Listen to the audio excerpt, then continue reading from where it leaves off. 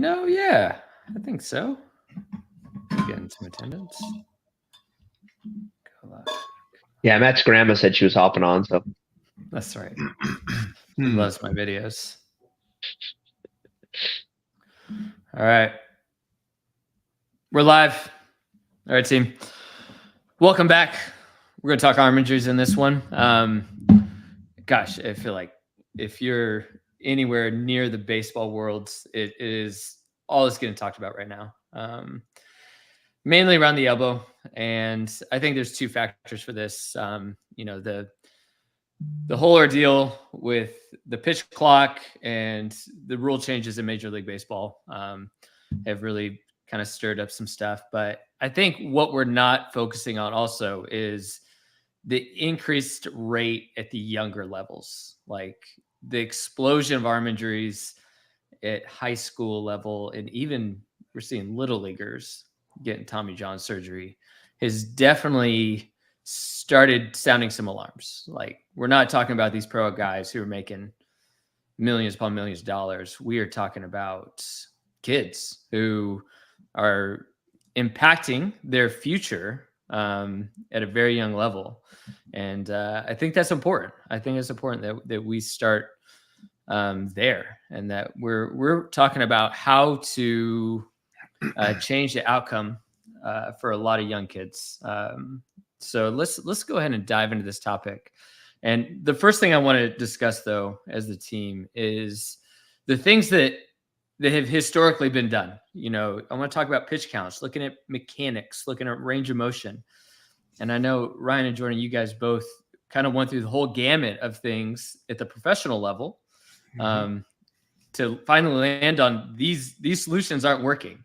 So let's go through some of the things that we're trying to implement and we're not seeing an effective change. And then we'll dive into a proposed solution that I see is doing pretty remarkably well when we look at the data and injury rates with the arm care system. So why don't we kick it off? Let's talk pitching mechanics. I mean, if we want to get people riled up, I think we should start right there. Ryan, I know you've written a lot about this. You've talked a lot about it. Why are pitching mechanics not the solution to stopping arm injuries? Yeah, there's been some studies to really kind of dial this in.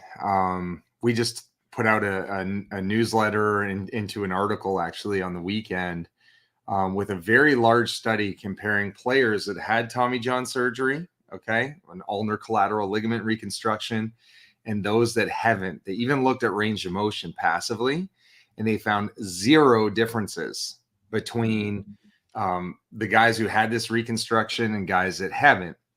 And one of the issues I think that we are not acknowledging is what's happening to strength. So, for example, we're looking at these two similar populations. Let's just say they have the same elbow torque, which was found in the study. They didn't have any differences on anything biomechanical. What happens in that group that's got the ulnar collateral ligament reconstruction is that their ability to handle their joint loads goes down. When we lose strength, a good heuristic is that stronger arms are harder to kill. We are basically exposing our ligament to more load. And I've done a couple different research studies looking at strength relative to the loading and pitching, and you really have to recruit a lot. There's only been one study to even connect the torque to injury. And then when they did some deeper layers of that research, they found in that study that it wasn't necessarily the torque that was the issue. It was that the injured pitchers actually pitched longer and they were older. That was and that was found statistically significant. They had more innings and they aged. So the recovery obviously is impacted and they have more overuse. I'm still not convinced that biomechanics is the way because we've even tried that with the Angels, and Jordan can remember we had pretty sophisticated sensor technology. We also moved players geographically on the mound to reduce their off-axis throwing. So, for example, if I was a crossbody pitcher as a righty, We weren't sliding guys all the way to the arm side so that they had to step across and then come back over the plate. We moved them all the way to the glove side so that we're directly to home plate, and it didn't really make much of a difference. We took arm paths and tried to shorten them, bringing the ball closer to the ear rather than guys that are out here. And it also caused a problem. And we actually could see that when we shorten arm paths, which is the common fix, is that when guys would come up to their ear as they were going to the turn and external rotation, their arms were flying out. And we took away the guy that was long, and then as he's going through the turn, he's coming in. And that is known that you're lowering loading when you have your arm flexed, your elbow flexed inside 90 in external rotation. However, when we looked at our injury data, we had guys that had very high biomechanical grades on our injured list.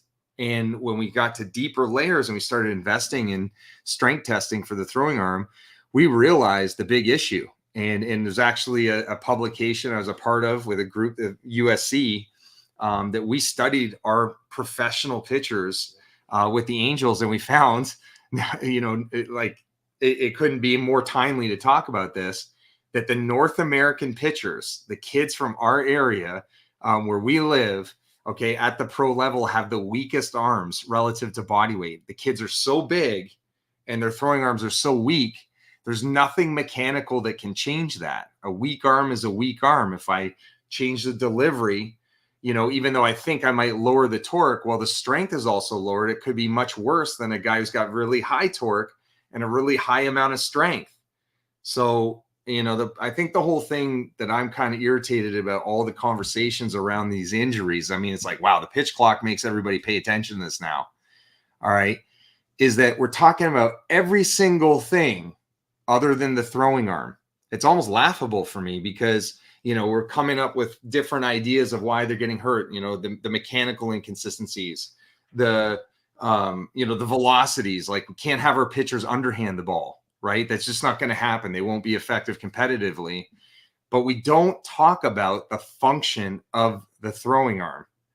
And that's what we are focused on in our company. And that's what people they need new language. You learn how to use, ball flight characteristics from TrackMan.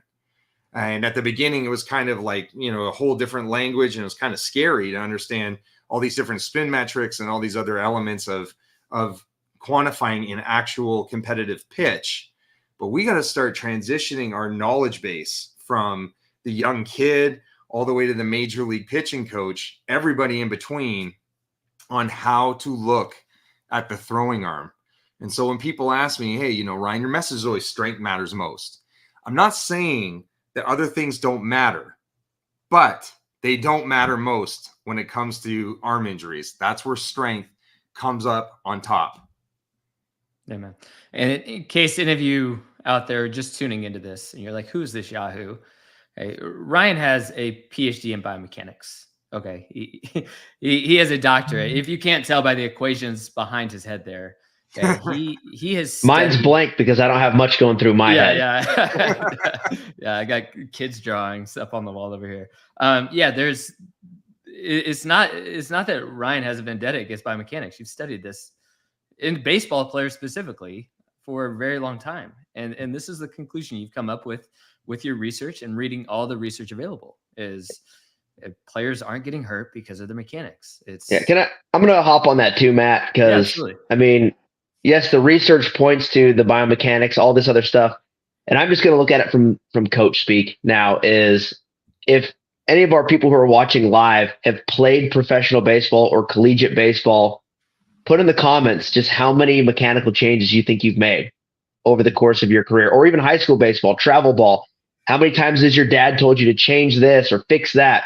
Well, over the course of your life, you may have like 50 different mechanical adjustments that occur. Which one of them is right? So that's a big thing. And we had a player that me and Ryan met with just last week playing professional baseball. In his first year of professional baseball, he had one college coach. Prior to that, he had a summer league coach. He also had a private coach. He also had his dad who gives him advice. And then he had 2 coordinators. So we're up to 6 pitching coaches right now in a calendar year. Plus he had a rookie ball coach. He had a short season pitching coach. He had a or not a short season, a high A and a low A pitching coach. We're up to 10 pitching coaches now. And then he got to double A. We're up to 11 pitching coaches. And then he got to triple A. We're up to 13 pitching coaches. And then he ended up meeting with the major league staff before the end of the year, which is a major league pitching coach and a bullpen coach. We're up to 14 pitching coaches.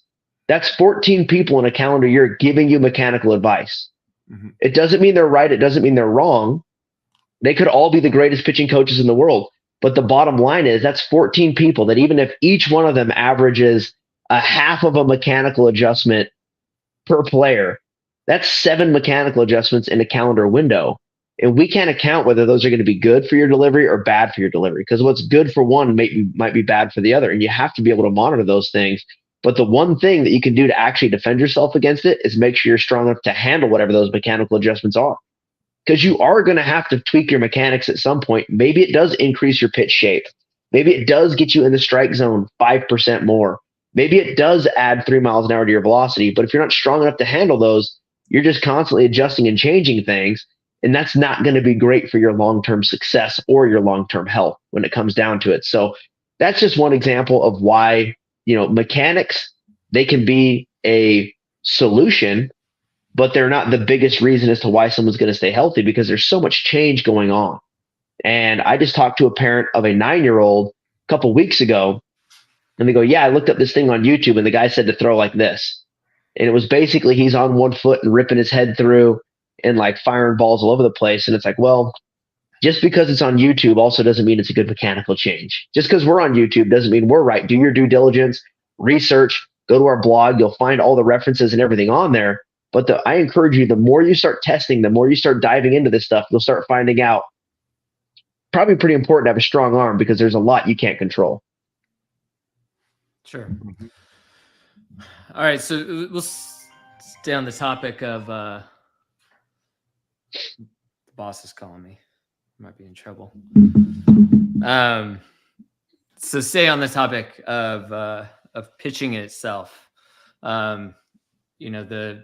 The outcry right now at Major League Baseball is regards to the pitch clock, and that's also extending at lower levels now. We have college players who or the pitch clock is now implemented at college baseball, and I could probably see it going down to levels lower than that. So it has become a part of the game.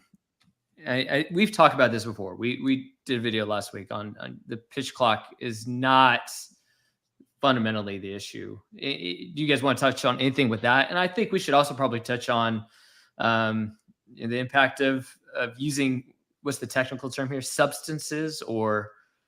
Yeah, the sticky stuff. Sticky stuff. Thank you. Yeah. The rule implementations that are being implemented in the game, is that causing arm injuries? And do we need to be aware of that? Because I think, fundamentally we have to protect athletes from themselves. If we look at the NFL, they're making rule changes for the kickoffs and things like that. So players aren't just getting blown up, but then also making the game more entertaining at the same time. So what do you guys think about these rule changes? Where do we go from here? I mean, for me, I think I mentioned the last one, we're in kind of like a catch-22 because the rule changes increase the fan adherence and attendance. Like people want to come to a shorter baseball game. Sometime now, I mean, it's getting close to what a basketball or a time sport would be like hockey.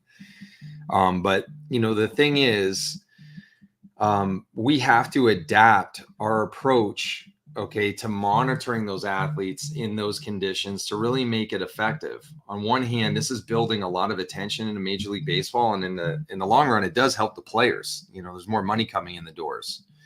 But on the same token, if we are looking at the pitch clock as the cause, it's really the association. And again, we need to talk about the arm. It's fatiguing potentially because of the pitch clock.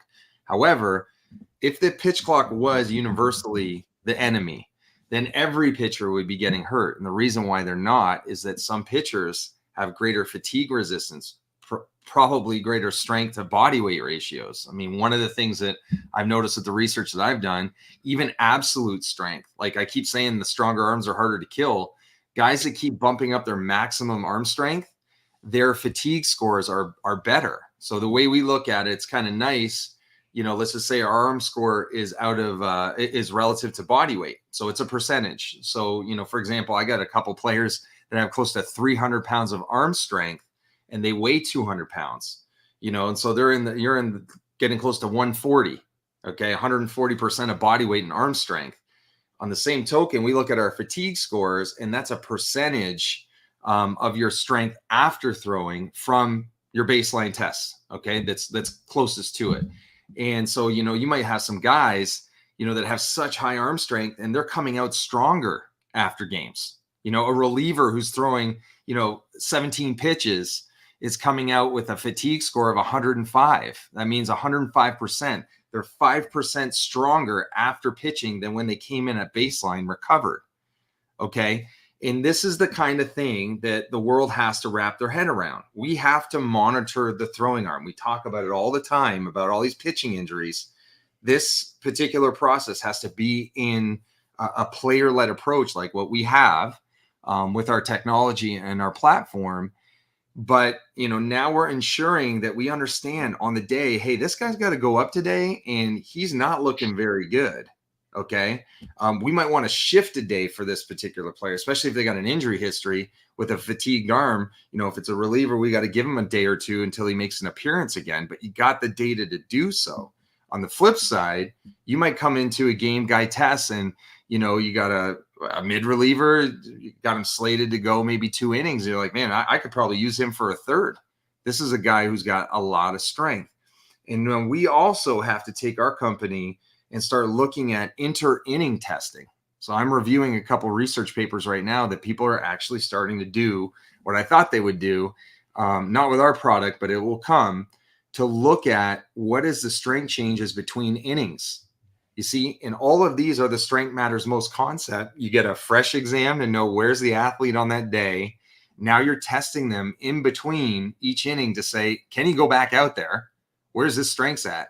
And then at the end, we're seeing, okay, how fatigable was this? And with that stringent monitoring process, we diminish this concern of the pitch clock, which does shorten your rest periods, but it really only impacts guys that have, you know, an arm that's not super strong and doesn't bounce back fast. So again, now we're thinking about, is it the pitch clock? Well, maybe it's, you know, we see it's definitely a monitoring issue, but maybe there's a training problem. Maybe they're doing, like, I remember it wouldn't be unusual in pro ball that a starting pitcher had some kind of arm care every single day. Maybe it wasn't that fatigable from a strength standpoint, but there were a lot of reps done. You know, they might have done 8 exercises, 2 sets of 15 reps. Okay. You do the math, and there's a lot of work being done in that arm, and they need to be able to scale everything. You know, it's like, you know, you're creating sounds, like you're making music and you're doing a record. You know that you're going to have to increase some elements of the sound and decrease others. You know, the bass, like you want to make sure you have something working in concert with each other, and you can't just jack up the training and the throwing demands and all of those things, or just test a player once in a while and say, oh man, he's weak, when he's really fatigued, and then you're overworking him. So all these things, the pitch clock is an association, and we have to get ourselves away from thinking that that's the cause. The cause is really a change in arm strength and a lack of the ability to stabilize your joints. Yeah. Yeah. The rest is just catalysts. Well, I also want to get into the topic of pitch counts. We're kind of jumping all over the place, but hey, real quick, we have a comment from a legit name, Angus Phelps. That's a cool name. But he's mentioning how he sees a whole bunch of kids getting pulled early from games. It sounds like his kid is 12 based on what he's writing here. Mm-hmm. And he's saying that they have these things that are just carrying over from last season, which I think would be true. We're going into pitch counts, it sounds like, which I think would be a good kind of segue to kind of point out that comment that he had, where his son, as he's been using the arm care on a regular basis, he also works with a personal trainer, it sounds like. He's getting into that 75 pitch range, but he's actually seeing decreased soreness and increases in his strength. So I think that's a good segue to point out that comment. Sorry, Matt. No, that's perfect. I'm glad you brought that up. Yeah, because that's where I want to go with this. And that, like, especially at the younger levels, that seems to be the only thing we could throw at this thing is like, well, let's just stop them from throwing too much, and that's going to solve all our problems. But it's not, because we can see, because first of all, Jordan, I know you are, well in tune to the coaching at that level, is pitch clocks or pitch counts aren't getting implemented really. Like it's pencil whipping the data to make it work out for your situation usually. But then also, even if they were followed stringently, I don't see pitch counts ultimately being the solution. And we're seeing that, and that despite trying to implement these strict limits, it's not stopping the problem. Yep. Yeah. Just to kind of touch on pitch counts in general. I mean, me and Ryan were on a text thread with a guy, Mike Killian, who is probably one of the best, rehab coaches in the nation. He was at our booth at the ABCA. Everybody was coming by. If you came by, you probably talked to Mike at some point during the ABCA. Awesome guy based out of St. Louis. But anyways, we were on text thread with him yesterday talking about these pitch counts at the high school level, how he just got a guy in who was not used very well. And we started talking about the differences kind of between the states. And where I'm at in Utah, our rule is if you throw 35 pitches or less, you can pitch the next day. You don't need that day off. And I personally have not used the guy back to back this season, even if I'm adhering to those, even if he's recovered.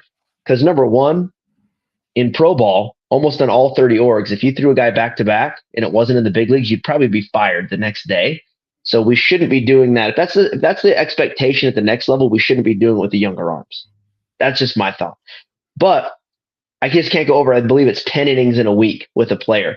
So if I have you, Matt, and you're pitching for me and you're a freshman and you throw 25 pitches, and just theoretically, let's say we're in a tournament and you throw 25 pitches Monday, you can throw 25 pitches on Tuesday, 25 Wednesday, 25 Thursday, 25 Friday, 25 Saturday, 25 Sunday. If we were in a position where we were, playing a double elimination tournament in the state championship stuff, different things like that, just as long as I don't go over 10 innings, I could use you 10 times for 1 inning spurts, which is not good. That's obviously not a good thing. And I mean, even if you're in college or pro ball and you get a guy loose 2-3 times, he's burned for the day. Mm-hmm. He's not getting in there. He's probably burned for the next day as well. So there's a lot of these pitch count restrictions that just don't make sense. And if I have a guy go the max of 110, I believe it's a 3-day rest for the state of Utah. So I could pitch him on Tuesday, throw 110, have him come back Friday, and just not go over that 10 inning restriction. So I could theoretically throw this guy 220 pitches in a week, theoretically, right? I don't do that. I don't think that's the right way to go about it. But that's why pitch counts just don't work, is because they're not individualized. And, to kind of back up what Angus was saying earlier, is these are problems caused at a younger age. You don't just accidentally have one pitch that gets away from you that hurts you. It's a buildup, and people are adhering to the rules, and sometimes they're changing things on the rules. And I've seen it to where, when we're playing games, we keep track of what each team's doing. But if they go over their pitch count, sometimes they change that so they can use a guy again later in the week. If they're the home team, they're the ones submitting those counts. Also, with that, the repercussion is if they do violate pitch rules, well, you have to submit that to the state director of the athletics. They look into it, and then they'll just suspend the coach. So there's like no real repercussion for it, and no one's going to go through and do that when it comes down to it, because it's like, well, what do I get out of having your coach suspended? What is my benefit as the opposing team to make sure you adhere to the pitch counts? Mm-hmm. So it's the honor system, Scouts honor. We're going to make sure we're doing this above board. And that's where even if we are following the pitch counts, it's not necessarily what's best. And it wouldn't happen at the major league level. It wouldn't happen at the minor league level. So why should it be happening at the high school, or even worse, even younger than that levels?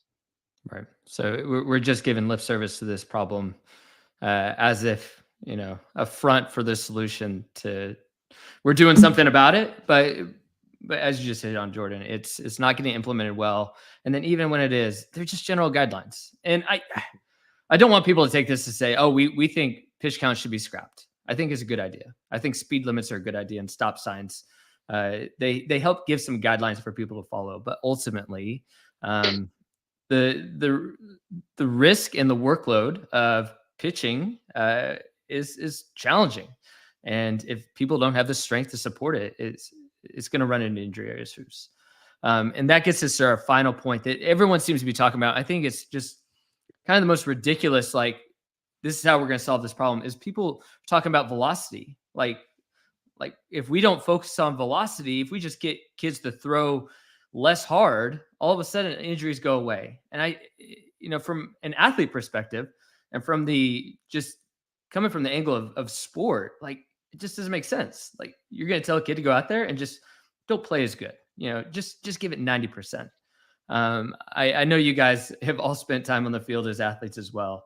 What would you respond to that when people are like, "Oh, velocity is that's the problem. We need to just address velocity," and all of a sudden we have a solution to the problem. Or can I take this one? Absolutely. Get in there. Yeah. So like the reality is this: nobody's throwing fastballs anymore.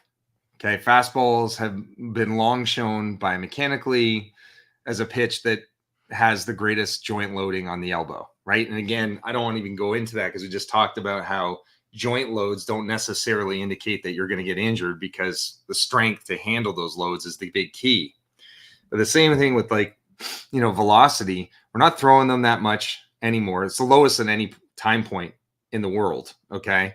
The guys aren't throwing in general all that much. Like these starters are, you can't go more than 3 times through the order. And, there's now 6-man rotations, all these things that have been set up, okay, to help these athletes. But the physics of it, all right? Like if I throw a 90-mile-an-hour fastball, that's 400 milliseconds from my finger, okay, when the ball comes out to home plate, all right?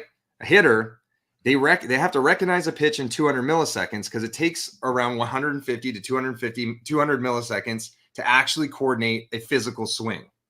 So now we're telling the pitcher, we need you to throw slower. Okay. So now what's happening, and what people don't know, my experience with the Angels, I tested a lot of technology, but I tested a lot of virtual reality. And there was a game that we had with some of our players that were in the rehabilitation program where they were recognizing pitches. Okay. And instantly in that particular game, we had major leaguers, we had cusp guys, we also had minor leaguers. You could easily see who was a big league player because the major league players were identifying the pitch type, strikes, and ball within maybe 15 feet of the ball leaving the athlete's hand. Okay, the pitch in the VR's hand. Okay, now what's happening is if this athlete's throwing even slower, okay, let's just say now they're recognizing the pitch closer to them. They're getting it out of the hand. Okay. So now they're dialed into swing. They got way more time to coordinate a stretch load to hammer the crap out of that ball. Okay. Or they spit on it. So now they're not chasing at pitches. Okay. Because you have increased the time window for the athlete to make that decision. Now, if you got a guy who's going from 90 miles an hour to 95, you're looking at under 400 milliseconds. You might get a guy who throws 100. You now have 390 milliseconds. You cut off 10 milliseconds for a guy to actually say fastball outside, bang. You can't. I just don't see the sustainable approach in altering the entire scouting dynamics and going against the physics of decision making by actively looking for pitchers that throw slower. It doesn't make sense. And as I mentioned, it's a strength problem. So it is true. It's linear. Like if I throw 100 miles an hour and then I throw one at 80, I'm going to have a dramatic reduction in my own joint load. Okay. That's why I think throwing changeups is a key pitch to throw because it's got the lowest torque. And we have a lot of stuff around how to mix in changeups and the importance of them, how the ball's not contacted as hard. But all three of us, let's say we all throw 100 miles an hour. We all don't have the same joint loads, right? So mine might be high. Matt, you might be in the middle. Jordan might be low. But Matt and I, we're really strong. And Jordan's arm's not that strong. Okay. So his 100 miles an hour with his lower joint load is way more risky. There's way more stress to him because he can't handle it. Okay. So like the thought process of this velocity torque injury, they're missing again the component of strength. Like Nolan Ryan pitched to he's like 46 or 45. Like all these dudes, and he's still throwing in the mid 90s. Those guys, there are those guys, who trained. and who are, body strong. Clemens, like all of these guys. Yes, there was steroids and drug use involved in a lot of those cases, but those dudes were wickedly strong. It's just that's the key. Our issues with the velo, it's that our athletes are gaining body size so fast. When you look at arm strength, if your body mass is gaining, like if it's like you're well over a pound of body mass to arm strength gain, that's a problem. Like you need to match that at least. If I'm getting really big and my arm strength's going down, that's not good. We're working on body size with these players, and we're also working on arm speed before we're fixing arm strength. That's the problem. And what we have is the strength velocity ratio, your actual arm pounds per miles per hour to protect you. You got to inherently know, the people in the baseball world, in the community, anybody that's doing a weighted ball program, anybody that's looking at velocity, you got to inherently know, okay, if my velocity is going up and my strength is going down, that's a problem. And that's happening. That's what it is. And it's just crazy to me that people are just not seeing this. And they got to measure it. Right? You're putting, you got a big problem. You got a big athlete. You're gaining their velo. Their arm speeds are going super high. It's coming from stretching the hell out of everything they have.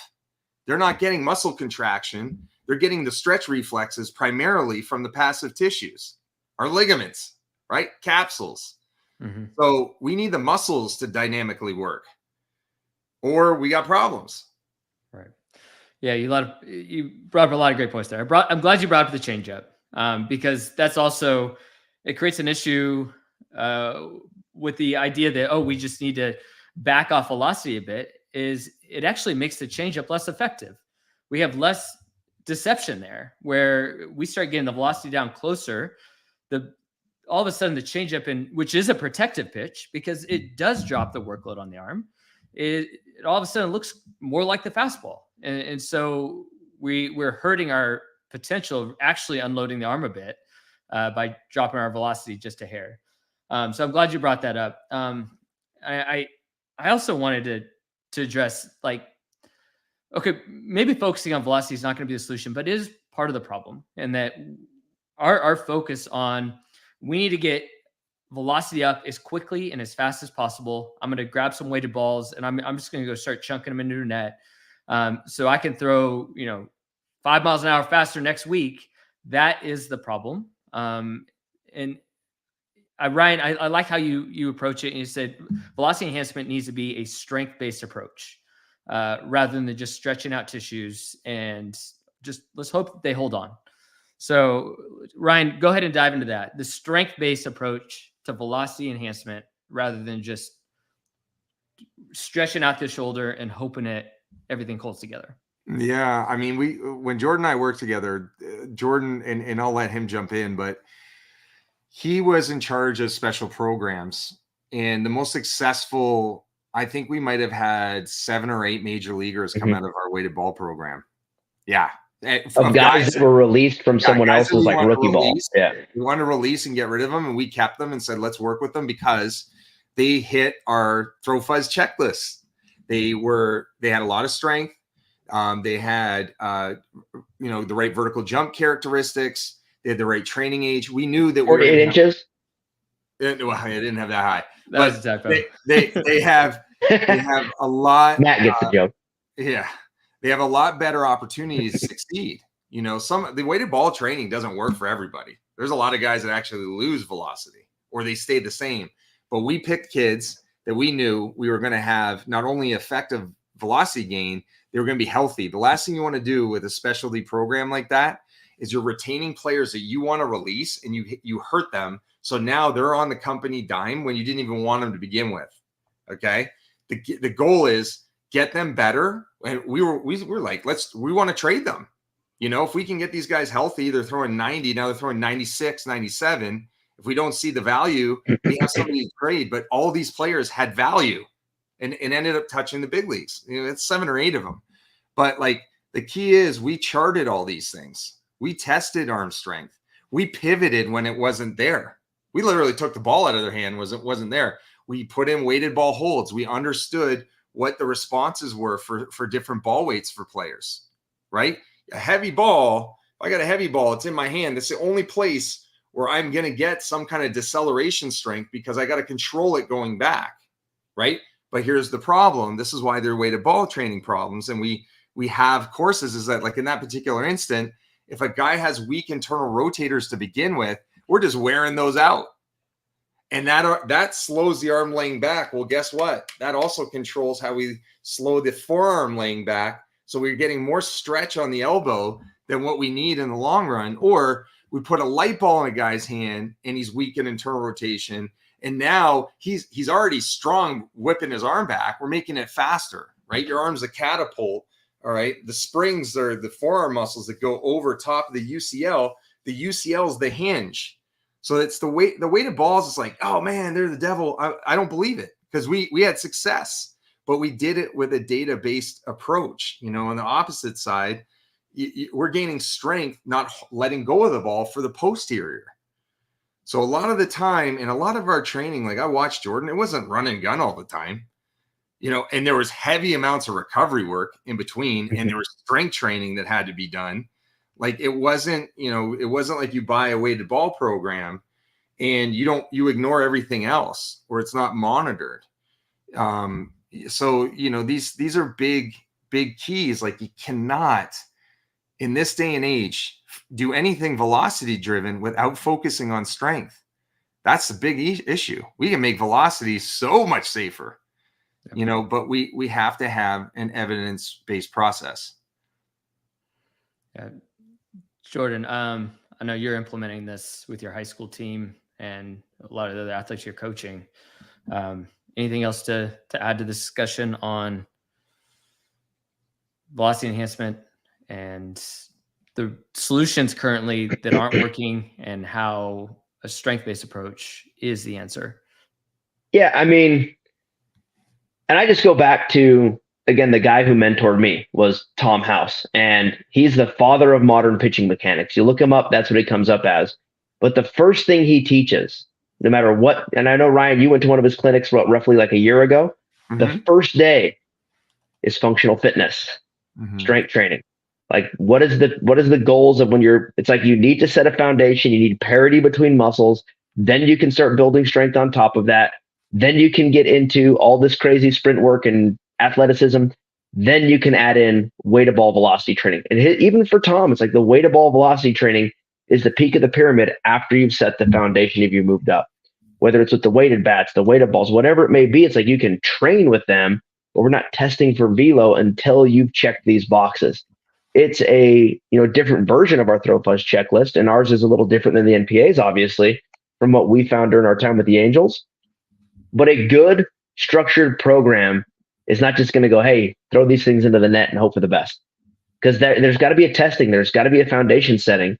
And even just by setting and one of the big things we always get to, and I'll just address this now, is we have these athletes where they post, hey, 16 mile an hour gain, 12 mile an hour gain, 4 mile an hour gain. Yeah, but can he throw any strikes? In the case of my guys, yeah, they're actually throwing on average for our roster about 25% more strikes than last year. So yes, the answer is yes, they're going to throw more strikes. So go look at our podcast with Kaylee Shores at UCF, and she saw Scaption go up. She saw K-zone percent go up. So those are some top-notch players using it too that see those same things. So strength, like Ryan said, while it's not the final be-all, end-all, but it is the foundation. And if you want to be able to build on top of that, it's better to build a wide base. If you want a short career, don't worry too much about it. If you want to guarantee you're going to play for the long haul, build a wide base. And on the velocity topic, everyone's like, well, everyone's throwing way harder than they ever have. Yes, as a whole, but if we go back to like the 80s, the starting pitcher still threw the ball hard. Greg Maddux on the Facebook college showcase group, Marty had posted Greg Maddox's high school scouting report. He threw 96 miles an hour with arguably worse radar guns. Maybe he threw harder. He did. With worse technology. He probably threw harder, but 96. The radar gun at the catcher's at his mask, really. We're getting it out of the hand now. So velo to me is it's just stupid, irrelevant argument. Greg Maddux is throwing 96 on a bad radar gun that lessened velocity as a high school senior. So for me, it's like they had these throw slowers. Yeah. Or these guys who threw slow. The starting pitchers all threw pretty dang hard when it came down to it. And then the guys who didn't were generally the ones that he gets outs. We're going to stick him in the bullpen. But now the game's changed where even your bullpen guys are throwing hard. So I think those numbers, and I want somebody to do the research. Go back. There's probably some guy from a front office listening right now. Go pull the average starter velocity from like 1980 to 2005 and tell me how drastically different it is. Because that's the thing that drives me nuts. Correct for the standards today. Correct for the standards today, obviously. An hour coming to home plate, like 60 miles an hour. So adjust for that, but again, it's like, so Randy Johnson was possibly throwing harder than what the radar gun said. And I think that's a fair assumption. Nolan Ryan was throwing harder than what the radar gun said. And shoot, that even means Jamie Moyer was probably throwing harder than what the radar gun said. So all these guys were throwing harder than we give them credit for. And everyone just always is like, we're going to throw the baby out with the bathwater on this. That guys just threw slower back then. No, your general bullpen arm or your mid reliever generally threw slower. But for every single Paul Bird, you had two guys that threw like Roger Clemens, velocity wise. You know what I mean? So it's not a fair assumption on my part. If somebody really disagrees with me, I encourage you to do the research, and there's got to be somebody who can pull it up in their database that's listening from a major league organization and challenge us on it. I'd love to be wrong on this, but that is my deep-rooted belief, is that guys aren't throwing slower. We just have more bullpen arms that are throwing harder. Right. Well, guys, I think it's kind of time to wrap all this up, but I think we just wrote an article on this whole topic, and if you just jumped onto this live, you can go jump on our blog. You can read it. We'll also post this video for you guys to watch. But I think Ryan, said it really well in that. Why aren't we focusing on the arm itself? Like, all of these other solutions to stopping arm injuries are very focused on the things around the arm. How do we reduce the stress of the throwing motion? And ultimately, you're not going to reduce the stress of the throwing motion when you put a young athlete with a high drive out in the field and you're like, hey, I want you to go stand in front of all these people and I want you to get some outs. Like there's going to be stress and forces placed on that arm. So we need to stop working on, how do we protect this? How do we put this kid in a bubble? We need to work on how do we make that arm more robust to handle that workload. That's going to, how do we bulletproof this guy? Exactly. We need to make him effective when he goes out into the field at what he's trained to do. So we need to stop focusing so much on the things surrounding the game and focus on the arm itself as the ultimate solution to stopping this arm injury issue. So we brought up a lot of different topics today. Again, check out that article. We talked a bit about pitch counts. If you're curious about that, we have our Pitch Strong guidelines. You can go download those. If you're on Instagram, link in our bio, you'll see that. You can download that there. If you're interested in increasing velocity, I encourage you to check out our Throw Fuzz checklist. Again, we're not against players throwing hard, but it needs a strength-based approach. We need to ensure that player. And then we're also not against players throwing strikes, because we get about 50 comments a day. Oh, you don't want anybody throwing it. It's like, nobody thinks that. Sorry, exactly. Matt. No, I love your absurd comments. Absolutely. But also, it's absurd to say, well, velocity doesn't matter either. They just need to be. Yeah. There's gonna be. I guarantee you, there's some guy right now on this keyboard just angrily typing. These guys don't want anyone throwing any freaking strikes. Yeah. No, come on. We're in the game as well. We see it from all sides. So I think we get it all wrapped up there. The strength-based approach is ultimately going to be what's going to pull this back in. And I think the data shows that from our Arm Care app, we currently have just over 35,000 users.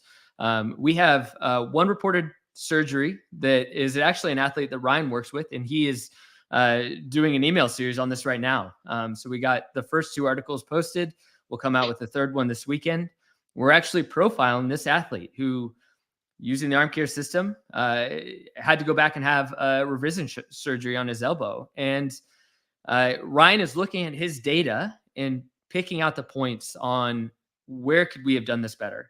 And I think that, it's not always about where you succeed. It's looking at, what goes wrong and then figuring out how could we do it better. So I don't know if you want to wrap up that in any way, Ryan. I know you're working on this article. And yeah, no, I hope people stay tuned for it. You're going to see the simplicity of really what I think, could have been really improved upon. And, injuries are multifactorial, and we do everything we can in our power to prevent them. But again, strength matters most. And we need to really grasp what's going on with our athletes, the pitch counts and everything that we're putting in place. We just need to be led by adapting what the daily demands are based on what the arm is telling us to do. Really, it's a window into the soul of the pitcher, the modern day pitcher. So we got to pay attention to that. Yeah, absolutely. And just to wrap that up, one surgery of 35,000 active users is minuscule compared to a sample of 35,000 baseball players not using arm care. If you just pooled, and I would say the 35,000 users we have are high level baseball players. These aren't kids who are just going out there playing rec ball on the weekend. These are players who have visions of playing for college teams, pro teams, and some of those players are playing currently at those levels. So among that population, if you pooled 35,000 players, you're looking at hundreds of arm injuries and a lot of those resulting in surgery. So I just want to point that out to appreciate how few hurt players are, or how many injuries are we solving among this population. And I hope that just grows. So, well, guys, thanks for tuning in. We'll see you next week for another live. Have a great one. See ya.